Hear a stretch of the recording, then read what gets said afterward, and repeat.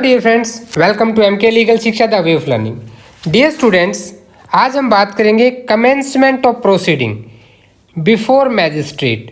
देखिए, अभी तक हमने बात की थी चैप्टर 14 और 15 में कि किस तरह से मैजिस्ट्रेट कॉग्निजेंस लेंगे, कॉग्निजेंस लेने के बाद स्क्रूटनी ऑफ कंप्लेंट कैसे की जाएगी, जहाँ से भाई ग्राउंड है कि नहीं है प्रोसीडिंग के, और अब ग्राउंड मिल गए हैं तो प्रोसीडिंग को कमेंस कर दिया जाएगा, यानी कि इशू ऑफ प्रोसेस स्टार्ट हो जाएगी सेक्शन 204 से। तो 204 से 210 तक चैप्टर 16 ऑफ सीआरपीसी आपको ये बताता है। आप चैनल पर नए हैं तो अब चैनल को सब्सक्राइब जरूर कर लें और साथ ही बेल आइकन को भी प्रेस करें, जिससे आपको जो नए नए वीडियोज़ आएंगे वो आपको मिलते रहें।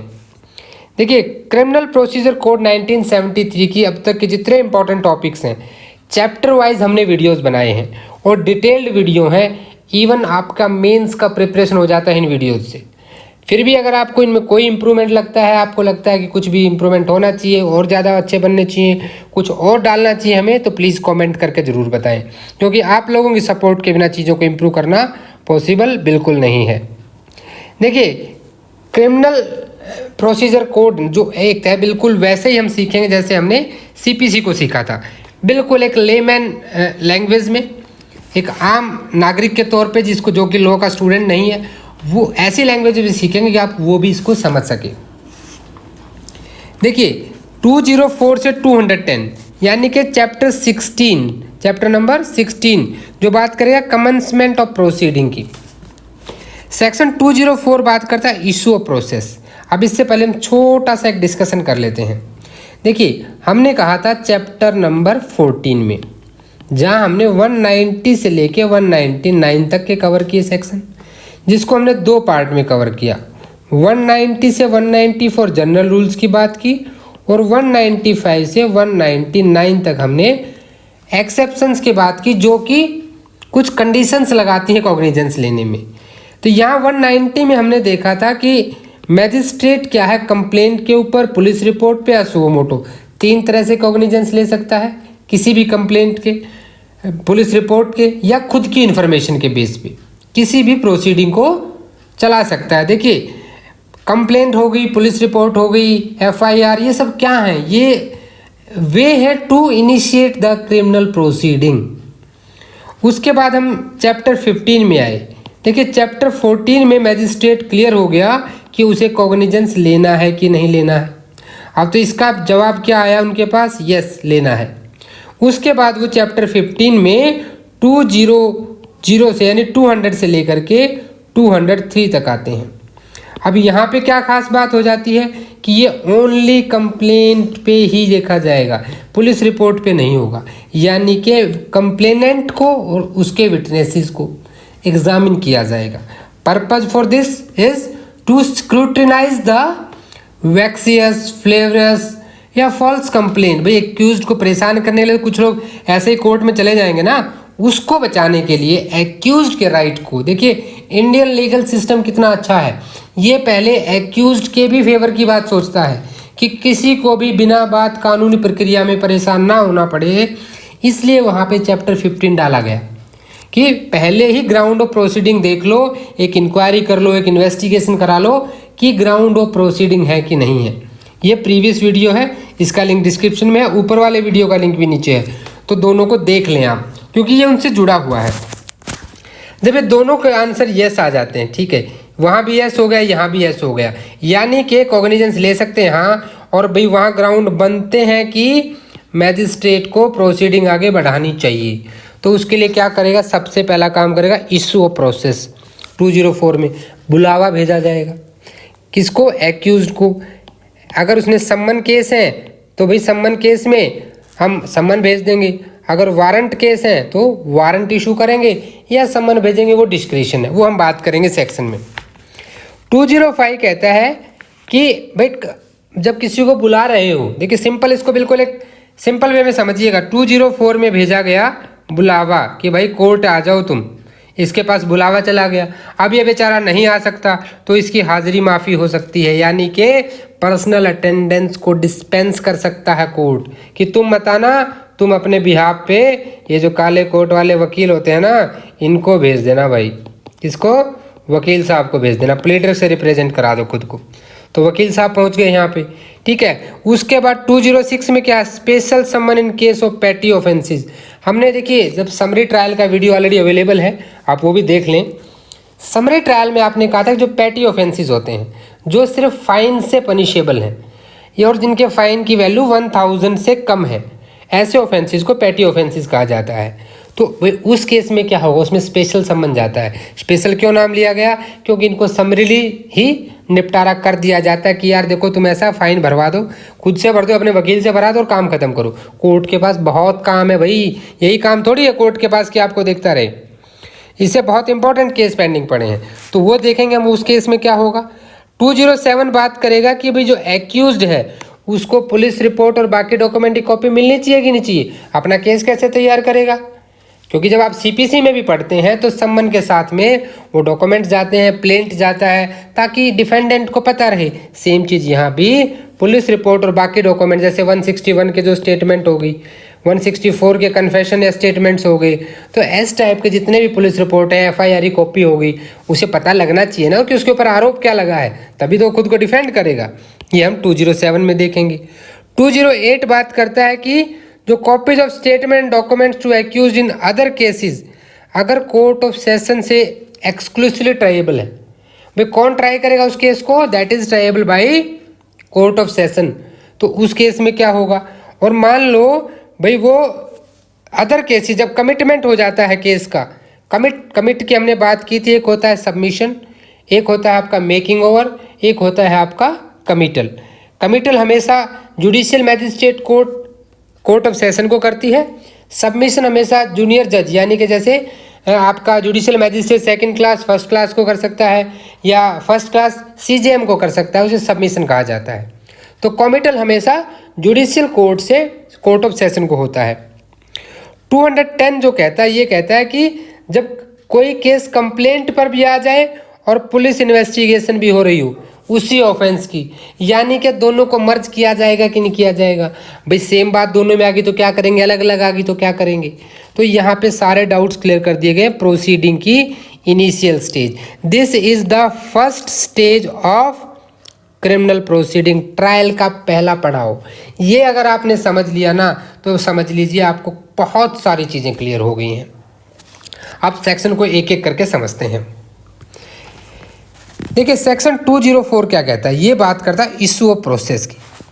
इशू ऑफ प्रोसेस क्या है कि अगर मैजिस्ट्रेट के ओपिनियन में जिसने कॉग्निजेंस ले लिया, कॉग्निजेंस कहाँ लिया, चैप्टर 14 190 में किसी ऑफेंस का, और वहाँ पे क्या है सफिशिएंट ग्राउंड है प्रोसीडिंग का, कहाँ पता लगा, चैप्टर 15 में 200 से 203 तक। And case appears to be, और जो केस है वो कैसा है, दो तरह के केस होते हैं, एक होता है आपका सम्मन केसेस, एक आपका होता है वारंट केसेस।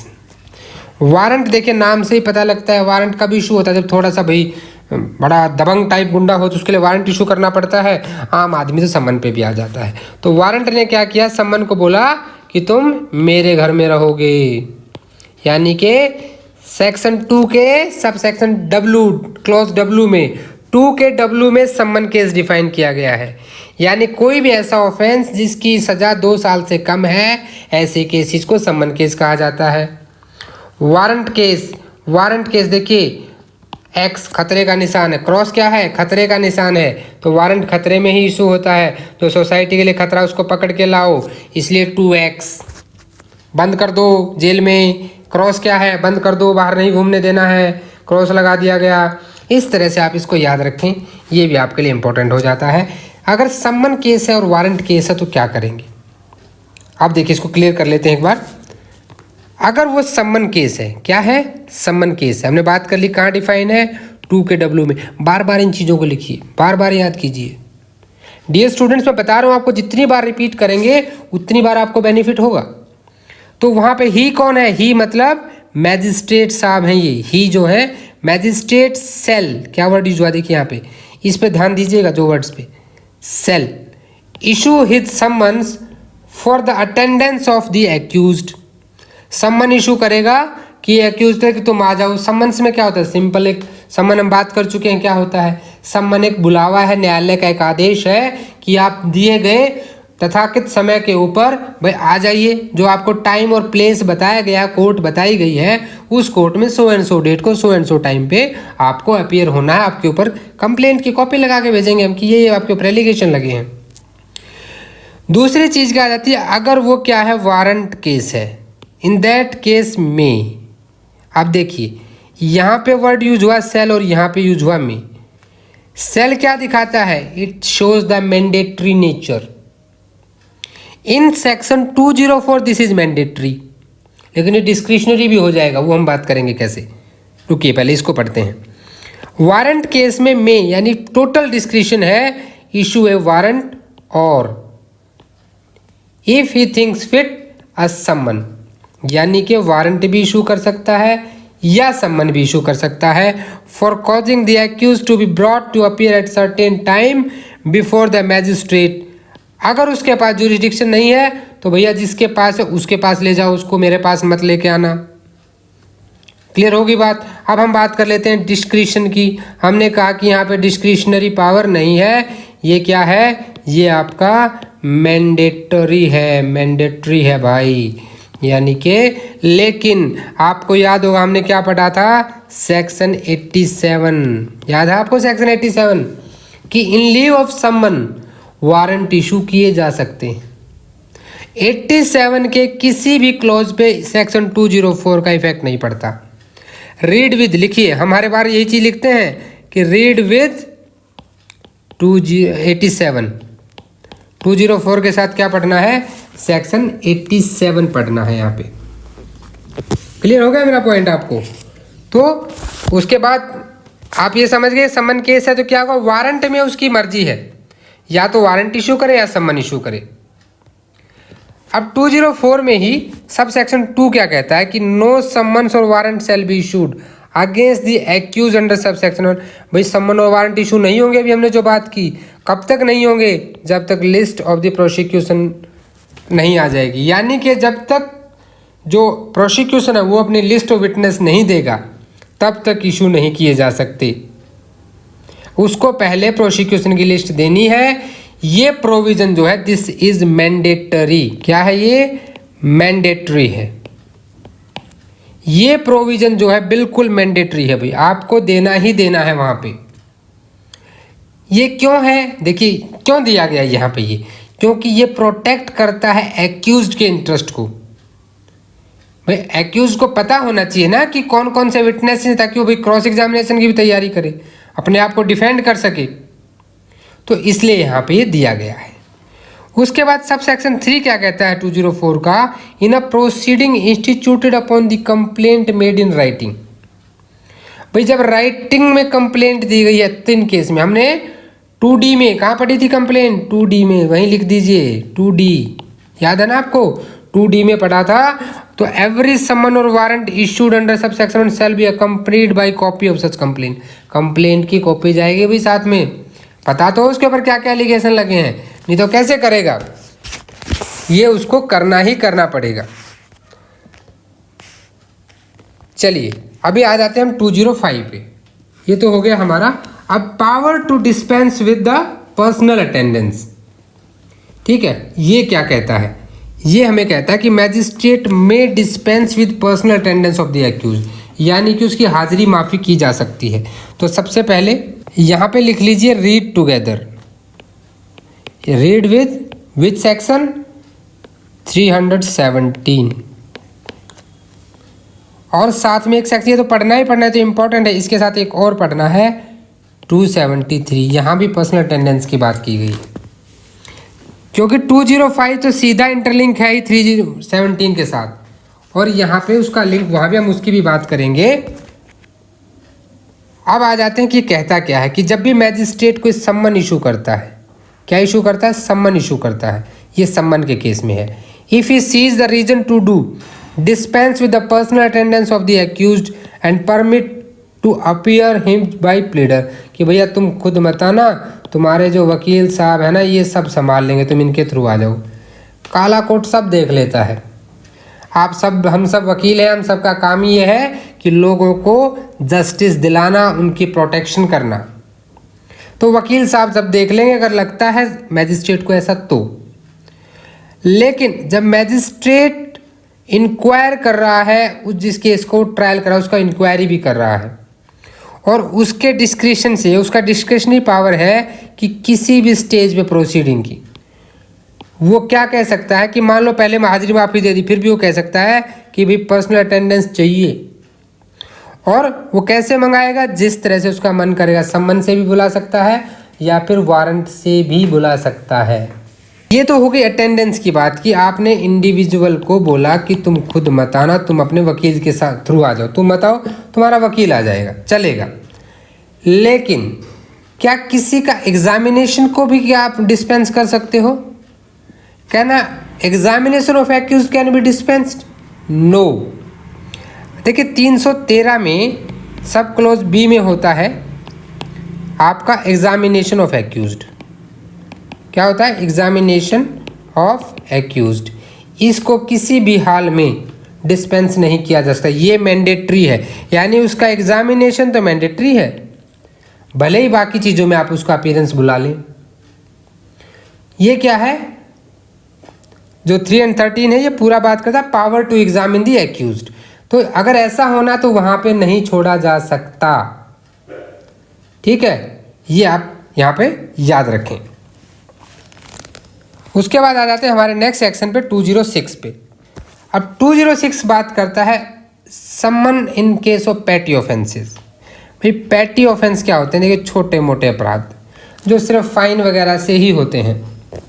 अब इसके साथ रीड टुगेदर क्या है?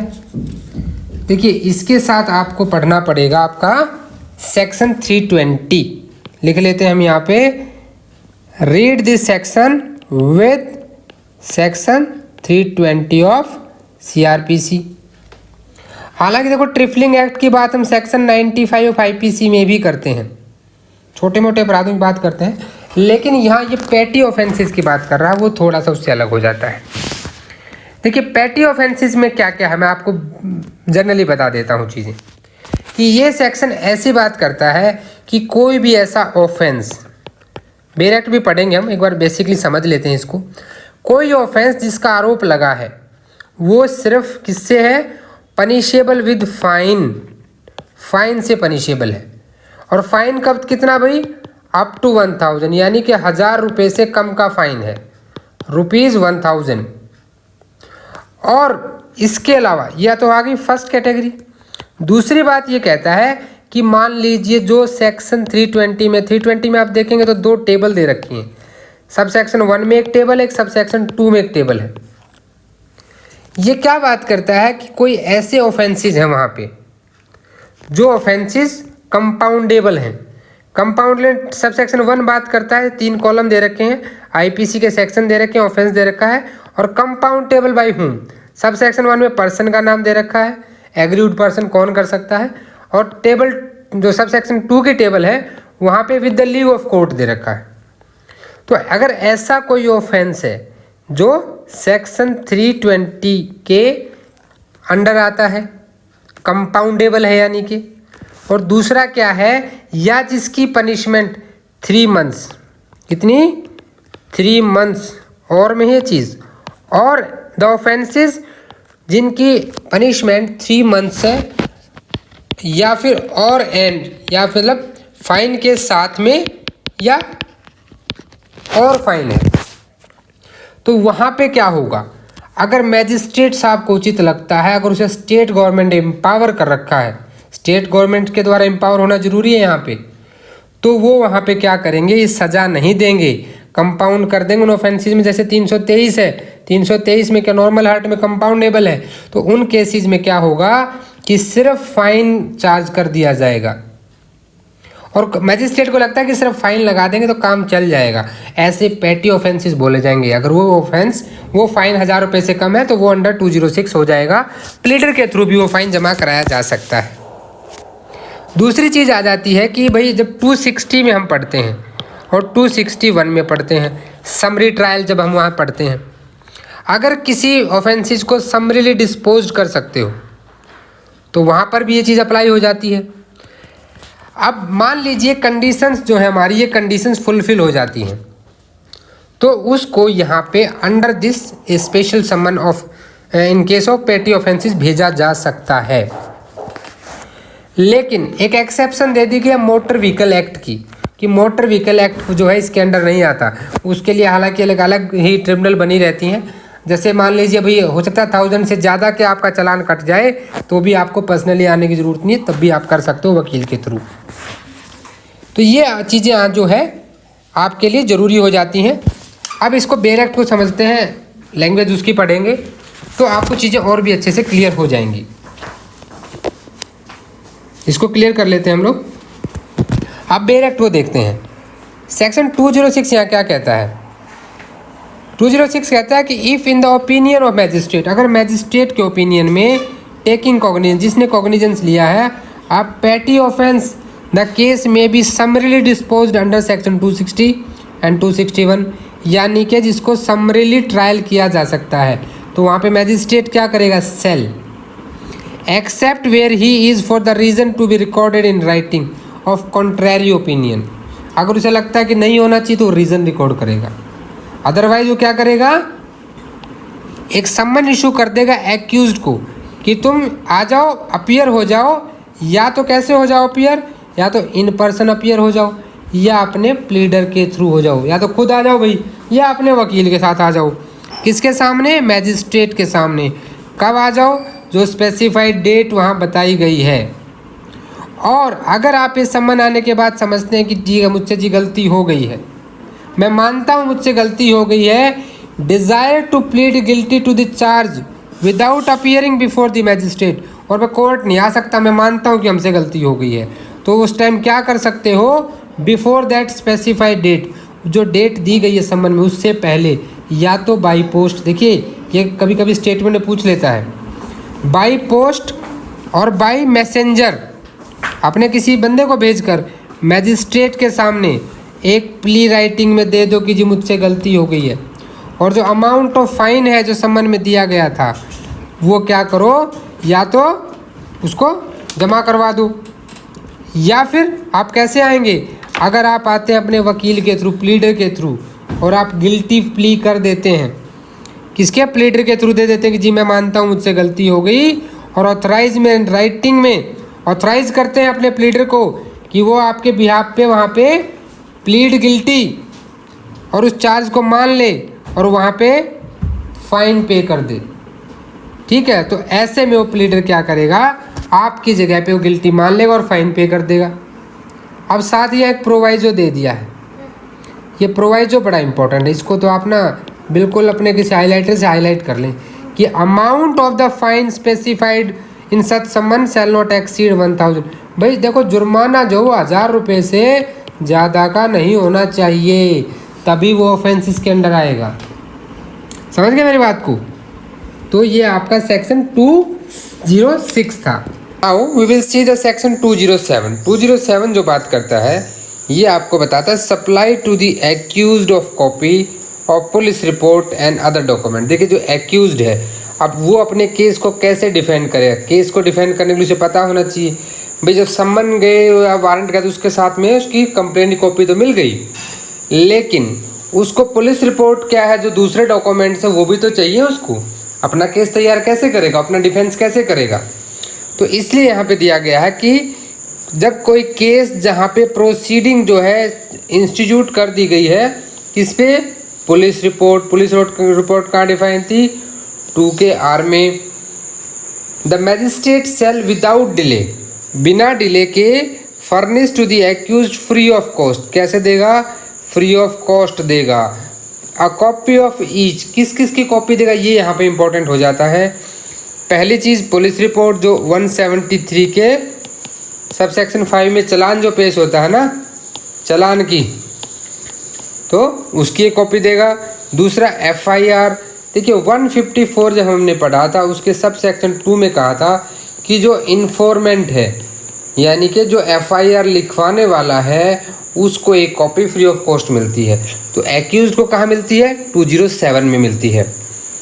जो भी स्टेटमेंट रिकॉर्ड हुई हैं अंडर सेक्शन 161 के सब सेक्शन 3 में, यानी कि statement of witnesses of all persons whom the prosecution purpose the examine as its witness, witness गवाहों के बयान, ठीक है। और क्या है, लेकिन यहाँ पे इस चीज़ को थोड़ा सा ध्यान दीजिए कि excluding therefrom any part in regard to which और for such exclusion has been made.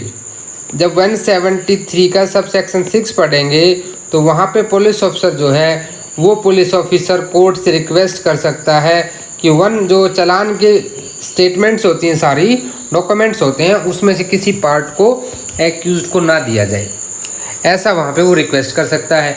तो ये डिस्क्रिशन होगा मैजिस्ट्रेट का कि पुलिस रिपोर्ट ऑफिसर की रिक्वेस्ट पे वो उसको दे या ना दे। उसके बाद आ जाता है कन्फेशन या स्टेटमेंट 164। भाई 161 के सारे बयान, 164 के सारे बयान, 154 के हिसाब से एफआईआर की कॉपी और चालान की कॉपी, कोई भी दूसरा डॉक्यूमेंट जो रिलीवेंट है। 173 के 5 में हमने पढ़ा था ना कि कौन कौन से डॉक्यूमेंट्स लगते हैं साथ में, जैसे हो सकता है अभी पोस्टमार्टम रिपोर्ट हो सकता है कुछ और तरह की रिपोर्ट्स हों, एक्सपर्ट रिपोर्ट्स हों, तो उन सब की कॉपी उसको मिलेगी। ये 5 चीज़ें हैं जो कि वहाँ पे एक्यूज को मिलनी चाहिए, और ये 207 में मैजिस्ट्रेट उसको मना नहीं कर सकता। ये सेल है, ये आपका मैंडेटरी नेचर का है। फिर आ जाते हैं 207 के आगे पे एक प्रोवाइजो दे दिया गया, जो हमने कहा था कि 173 के 6 में कोई पार्ट ऑफ स्टेटमेंट है और वो क्या कहा गया है कि भाई वो पुलिस अफसर ने रिक्वेस्ट की थी वहाँ पे कि ना दिया जाए एक्यूज्ड को, तो मैजिस्ट्रेट क्या है, जो ग्राउंड पुलिस अफसर ने दी है उनको देखेगा, और अगर उसको ग्राउंड में कोई जेन्युइनिटी लगती है तो मना कर सकता है, अदरवाइज नहीं तो वो क्या करता है, अगर मैजिस्ट्रेट को लगता है कि सही है तो वो उसकी कॉपी दे देगा कि दी जानी चाहिए, अगर मैजिस्ट्रेट का डिस्क्रिप्शन आ जाता है ये। दूसरा प्रोवाइजो यहाँ पे क्या है कि मैजिस्ट्रेट सेटिस्फाई हो जाता है कि मान लो भाई हमने अभी 5 में कहा कि जो 173 फाइल के बहुत सारे डॉक्यूमेंट्स लगे होंगे, दूसरी स्टेटमेंट्स होंगी, अगर वो बहुत ज़्यादा वोल्यूमिनस है, वोल्यूमिनस मतलब भाई काफ़ी ज़्यादा बड़ा डॉक्यूमेंट है, बहुत ज़्यादा बड़े डॉक्यूमेंट, इतने कॉपी देना पॉसिबल नहीं है कोर्ट के लिए, तो उसमें क्या कहेगा कि भाई कॉपी मत लो, आप क्या करो, you are only be allowed, उसको अलाउड कर देगा किस चीज़ के लिए कि तुम इंस्पेक्ट कर लो, या तो खुद से कर लो या अपने प्लीडर के थ्रू कोर्ट में ही, मिसलियाना बोलते हैं शायद इसको, और ये कोर्ट में आपका जनरली वकील इंस्पेक्शन करते हैं, पर्सनली तो कोई नहीं करता है प्रैक्टिकली, लेकिन कोर्ट के रिकॉर्ड रूम में बैठ के वहाँ पे फाइल दी जा सकती है कोर्ट की परमिशन से उसको, और वो पूरी फाइल का इंस्पेक्शन कर सकता है, पॉइंट्स को नोट कर सकता है कि उसके ऊपर क्या क्या एलिगेशन लगे हैं। अब 208 जो है थोड़ा सा इससे हट के बात करता है, बात यहाँ भी सेम है, लेकिन ये आ जाता है जब कोई भी case tribal court of session से है, ठीक है। कोर्ट ऑफ सेशन हालांकि 209 में हम देखते हैं, ठीक है। 193 में हमने देखा था कॉमिटल टू सेशन कोर्ट, सेक्शन 26 भी इसके साथ हमने देखा था। तो देखिए ये क्या कहता है कि जब कोई भी केस इंस्टीट्यूट किया जाता है otherwise than on a police report, और वहाँ पे मैजिस्ट्रेट को ऐसा लगता है कि अंडर सेक्शन 204 में जो इशू ऑफ प्रोसेस कर दी मैजिस्ट्रेट ने, इशू ऑफ प्रोसेस तो मैजिस्ट्रेट वही करेगा जिसने कॉग्निजेंस लिया है, लेकिन इशू ऑफ प्रोसेस के बाद क्या लगा उनको कि जो ऑफेंस है ये एक्सक्लूसिवली ट्रायबल बाई किसके है, कोर्ट ऑफ सेशन है, कोर्ट ऑफ सेशन को ही ट्राई करना है, तो मैजिस्ट्रेट विदाउट डिले फर्निश दी एक्यूज्ड, यहाँ भी फ्री ऑफ कॉस्ट मिलेंगी, यहाँ थोड़ी सी कॉपी ज़्यादा मिलेंगी, जैसे कि देखिए otherwise than on police report का, यानी कि कंप्लेंट पे का, कंप्लेंट पे आपका चैप्टर 15 भी आ जाता है। तो जो स्टेटमेंट रिकॉर्ड की गई अंडर सेक्शन 200 और 202, 200 और 202 में क्या होता है, कंप्लेनेंट को और उसके विटनेसेस को क्या किया जाता है, एग्जामिन किया जाता है। एग्जामिन करने के बाद जो मैजिस्ट्रेट ने स्टेटमेंट्स बनाई हैं, जो रिकॉर्ड बना, उसकी कॉपी भी उसको दी जाएगी। कोई भी 161 और 164 की स्टेटमेंट और कन्फेशन दिए जाएंगे, 161 पुलिस अफसर के सामने, 164 जुडिशियल मैजिस्ट्रेट के सामने, या कोई भी डॉक्यूमेंट जो मैजिस्ट्रेट के सामने प्रोसिक्यूशन के द्वारा पेश किया जाता है, जिस पे प्रोसिक्यूशन रिलाई करता है कि भाई ये मेरे फेवर का है। और यहाँ प्रोवाइड जो ये आ जाता है कि अगर मैजिस्ट्रेट सेटिस्फाई हो जाता है कि वो डॉक्यूमेंट बहुत वॉल्यूमिनस है, सेम वही बात है यहाँ पे, अगर बहुत बड़ा डॉक्यूमेंट है तो आपको नहीं दी जाएगी कॉपी, आप कोर्ट में ही खुद से अपने प्लीडर के थ्रू वहाँ पे उसको इंस्पेक्ट कर लो भाई, वहीं आप देख लो, क्योंकि कॉपी देना पॉसिबल नहीं है बहुत वॉल्यूमिनस है, बहुत ज़्यादा बड़े डॉक्यूमेंट्स हैं, इतना ज़्यादा कॉपी नहीं दे पाना पॉसिबल नहीं हो पाएगा। तो 207 नॉर्मल केसेस की बात करता है। 208 जहाँ पे वो exclusively tribal by court of session है। अब 209 भी देख लेते हैं। देखिए 209 सीधी सी बात करता है, इसको आप सेक्शन 26 पे आ जाइए। हमने वहाँ पढ़ा था कि offences tribal by which court, ठीक है। उसके बाद आ जाइए आप 193 पे आइए, जहाँ कमिटल की बात की गई थी। हम पहले भी बात कर चुके हैं। देखिए जब कोई जुडिशियल मैजिस्ट्रेट की कोर्ट यानी कि CJM की कोर्ट ऑफ सेशन को कोई केस भेजती है, ठीक है, तो उसको कहा जाता है कमिटल। क्या कहा जाता है? कमिटल कहा जाता है। लेकिन अगर सेम कोर्ट में मान लीजिए जुडिशियल मैजिस्ट्रेट सेकंड क्लास या जुडिशियल मैजिस्ट्रेट फर्स्ट क्लास, ये किसको केस सौंप रहे हैं? ये केस सौंप रहे हैं आपके CJM साहब को, सेम कोर्ट में ही।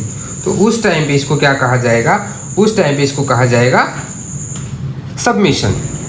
तो कमिटल जो होता है वो सिर्फ और सिर्फ आपका कहाँ होता है? आपके कोर्ट ऑफ सेशन को ही होता है। और ये हमेशा एक चीज़ बता दो आपको, सेक्शन 323 के साथ पढ़ा जाना है।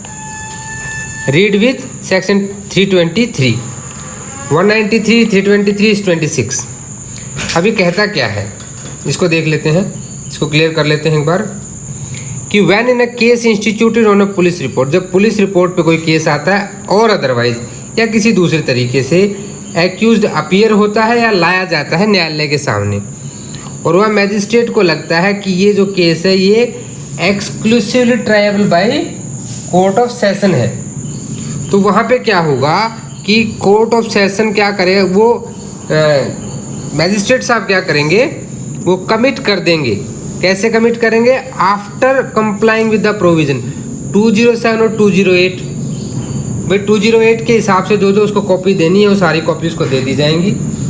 और क्या किया जाएगा? कोर्ट ऑफ सेशन को जो regarding the provision of bail, अगर उसको बेल दी जा सकती है तो बेल दे देगा। रिमांड देखेगा कि पुलिस रिमांड देना है या फिर पुलिस कस्टडी या जुडिशियल कस्टडी, ये सारी चीज़ें देखेगा वो, जब तक कि कमिटमेंट किया जाता है। यानी जब तक वहाँ पे केस भेजा जाएगा तब तक उसका बेल, उसका रिमांड यानी कि पुलिस कस्टडी रहेगी, जो हम 15 दिन पढ़ते हैं 167 में, या फिर आपका 60 डेज और 90 डेज होता है। Below 10 years 60 days, above 10 years 90 days. Subject to the provision of code relating bail, remand, accuse the custody during and until the conclusion of the trial, ये भी वो देखेगा। जो प्रोविजन दिए गए हैं CRPC में उनको फॉलो करेगा। और कोर्ट को क्या भेजेगा? कौन से कोर्ट को? Send to that court. That court means court of session. भाई केस के रिकॉर्ड शीट भेजेगा, डॉक्यूमेंट्स, आर्टिकल अगर कोई है, यानी कि कोई सीज किए गए हैं कोई आइटम्स, ऐसे आइटम्स, जो भी एविडेंस में आइटम लिया जाना वो सारा कोर्ट ऑफ सेशन को भेज देगा, क्योंकि ट्रायल तो कोर्ट ऑफ सेशन को ही करना है। और पब्लिक प्रोसिक्यूटर को भी बता देगा, सरकारी वकील को बता देगा कि भाई मैंने जो केस ही है कमिट कर दिया है कोर्ट ऑफ सेशन को। अब ये केस कहाँ चलेगा? कोर्ट ऑफ सेशन में चलेगा। इसके अलावा मान लीजिए कभी प्राइमा फेसाई उसको लगता है कि भाई ये tribal bye court of session है, सेशन कोर्ट से ट्राइबल है, लेकिन सेशन कोर्ट में जाने के बाद सेशन कोर्ट को लगता है कि नहीं ये तो भाई जुडिशियल मैजिस्ट्रेट को ही देखना चाहिए, तो अंडर सेक्शन 228 सेशन कोर्ट उस केस को वापस भेज सकता है उसी मैजिस्ट्रेट को। कौन से सेक्शन वापस भेज सकता है? अंडर सेक्शन 228 में। ठीक है, ये आपके लिए इंपॉर्टेंट है, ये आपका सेक्शन 209 है। अब आ जाते हैं 210 पे। ये कहता है कि मान लीजिए कभी कभी क्या होता है कि ए ने एक FIR करवा दी, FIR के बाद पुलिस ने इन्वेस्टिगेशन शुरू कर दी। क्या हो गया? इन्वेस्टिगेशन हो गया। अब एक कंप्लेंट भी इसने कर दी, और कंप्लेंट के ऊपर मैजिस्ट्रेट ने क्या किया? इंक्वायरी शुरू कर दी। ठीक है, अब 190 में कंप्लेंट के ऊपर कॉग्निजेंस ले लिया मैजिस्ट्रेट ने, और इन्वेस्टिगेशन भी चल रही है। अब ड्यूरिंग दैट इंक्वायरी मैजिस्ट्रेट को पता लगता है कि वहाँ पे भाई जो कंप्लेंट केस बोला जाएगा उसको, जो कंप्लेंट पे कॉग्निजेंस लिया है 190 में लेते हैं ना, 190 के 1 में कंप्लेंट पे, पुलिस रिपोर्ट पे और सुओ मोटो, 3 चीज़ें हैं। ये तीनों याद रखा ना, बार बार रिपीट किया करें अपने माइंड में।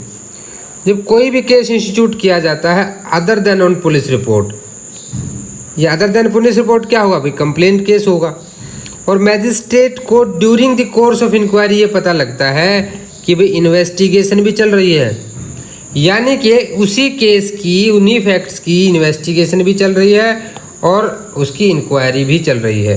तो मैजिस्ट्रेट साहब क्या करेंगे, जो इंक्वायरी चल रही है ना, उस इंक्वायरी पे वे स्टे लगा देंगे जो प्रोसीडिंग चल रही है, ठीक है। और क्या करेंगे, पुलिस वाले को बोलेंगे कि भाई जो 173 की चालान रिपोर्ट है वो लेकर आओ, पुलिस रिपोर्ट मंगा लेगा।